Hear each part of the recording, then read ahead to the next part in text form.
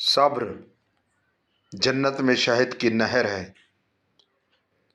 رابعہ بصری سے کسی نے پوچھا کہ کیا گنہگار کی توبہ قبول ہوتی ہے؟ فرمایا، انسان اس وقت تک توبہ کر ہی نہیں سکتا جب تک اللہ توفیق نہ دے، اور جب توفیق مل جائے پھر قبولیت میں کوئی شک نہیں رہتا۔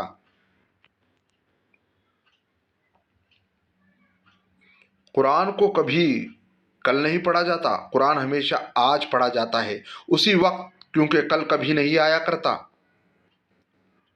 اگر کسی کا آنسو تمہاری وجہ سے گر گیا ہے تو روز محشر اس کے قرض دار بن جاؤ گے۔ ہوائیں موسم کا رخ بدل دیتی ہیں اور دعا مصیبتوں کا۔ صبر صبر ایک فن ہے، ہر کوئی فنکار نہیں۔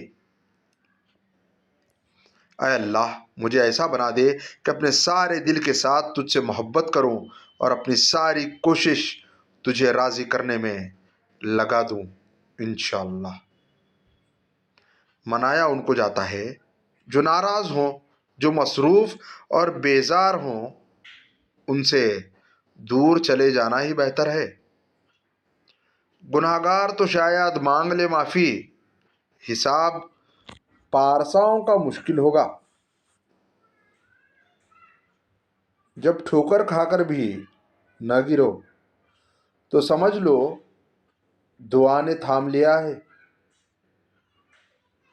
مشکل تو یہ ہے کہ ہمیں پیٹھ پیچھے بولنے والا با اخلاق اور منہ پر بولنے والا بدتمیز لگتا ہے۔ شکایت موت سے نہیں، اپنوں سے تھی۔ ذرا سی آنکھ کیا لگی، وہ قبر کھودنے لگے۔ مٹ جائے گناہوں کا تصور ہی جہاں سے، اگر ہو جائے یقین کہ خدا دیکھ رہا ہے۔ رزق سخاوت میں پوشیدہ ہے، لوگ اس کو محنت میں تلاش کرتے ہیں۔ حضرت علی رضی اللہ تعالیٰ عنہ، رسول اللہ صلی اللہ علیہ وسلم نے ارشاد فرمایا، جو شخص اس حال میں مرا کہ وہ یقین کے ساتھ جانتا تھا کہ اللہ کے سوا کوئی معبود نہیں ہے تو وہ جنت میں جائے گا۔ اپنے سوا اپنا کوئی بھی نہیں ہوتا، اپنی قدر کیجیے۔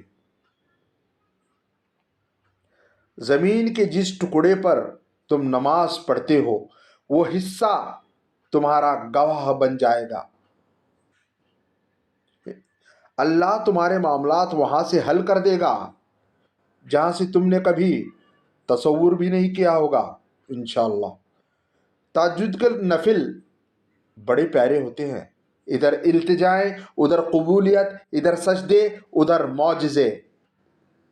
بہت قیمتی ہوتے ہیں وہ دکھ جو آپ کو نماز تک لے آتے ہیں۔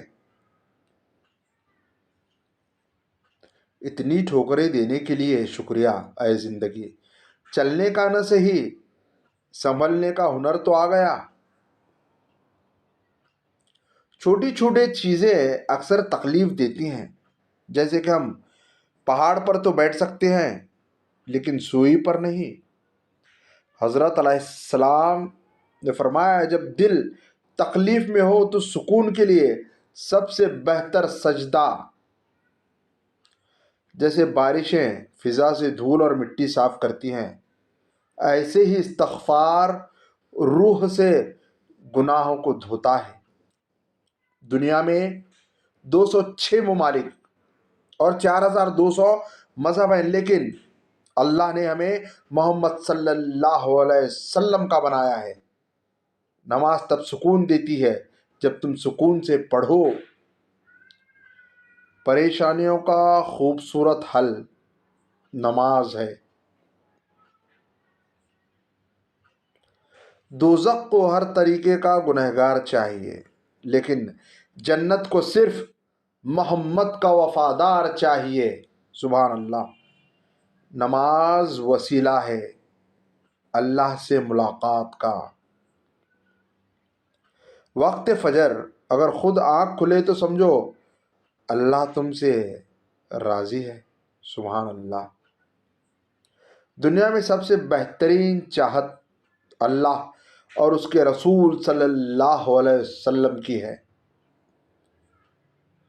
اللہ سے گفتگو کی عادت ہو جائے تو سجدہ کیے بغیر سکون نہیں ملتا۔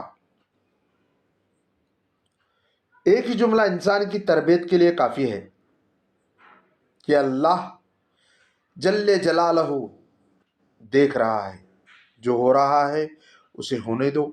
تمہارے رب نے تمہاری سوچ سے بہتر تمہارے لیے سوچ رکھا ہے۔ پتہ نہیں کیا جادو ہے سجدے میں، جتنا جھکتا ہوں اتنا اوپر جاتا ہوں۔ سبحان اللہ۔ فجر تو اللہ سے وفا ہے، اور قرآن دلوں کو سکون بخشنے والی کتاب ہے۔ بس ایک اللہ راضی رہے۔ دنیا کا معیار تو بدلتا رہتا ہے۔ یا اللہ ہماری گھریلو مشکلات کو حل فرما، ہمارے گھروں میں خیر و برکت عطا فرما، آمین۔ بخشے ہوئے لوگوں میں ہمارا بھی نام ہو یا رب۔ ظالم کے ظلم سے نہیں بلکہ صابر کے صبر سے ڈرو، کیونکہ اللہ صبر کرنے والوں کے ساتھ ہے۔ لوگ برا کہتے ہیں، کہنے دو، وہ تم نے سنا نہیں، عز من تشاء و تذل من تشاء۔ رب وہاں سے دروازے کھولتا ہے جہاں سے سوچا بھی نہیں ہوتا۔ اگر وفاؤں کی بات کی جائے تو اللہ سے بڑھ کر کوئی وفادار نہیں۔ عام طور پر یادیں نڈھال کرتی ہیں، مگر ایک یاد ایسی ہے جو نہال کرتی ہے، اور وہ ہے اللہ کی یاد۔